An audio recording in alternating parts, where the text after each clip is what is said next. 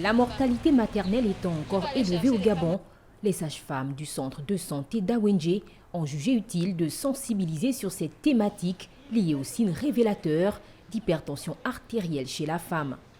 Aujourd'hui, nous avons décidé de parler de l'hypertension artérielle et grossesse parce que dans notre quotidien, nous avons remarqué que les femmes, curieusement, à la fin de la grossesse, font une hypertension artérielle, même s'il n'y a pas des antécédents, mais comme toute attente, au troisième trimestre, souvent après 30 semaines, 34 semaines, on se rend compte que les femmes, les chiffres tensionnels évoluent. Chez les femmes enceintes, il y a des signes qui renvoient à l'hypertension artérielle, mais il faut pouvoir les reconnaître.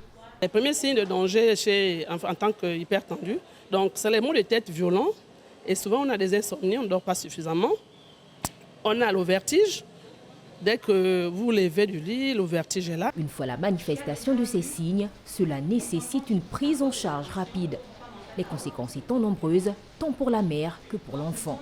Les conséquences, c'est la mort. C'est vrai que c'est la conséquence extrême, c'est la mort de la maman.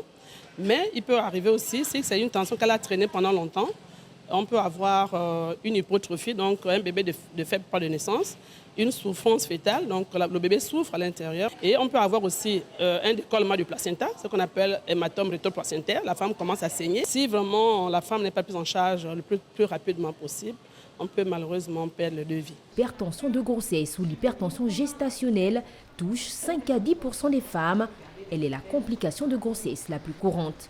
Si elle n'est pas accompagnée de protéines dans l'urine, une hypertension ne compromet généralement pas la grossesse ou l'accouchement, mais pour en être sûr, les consultations restent nécessaires.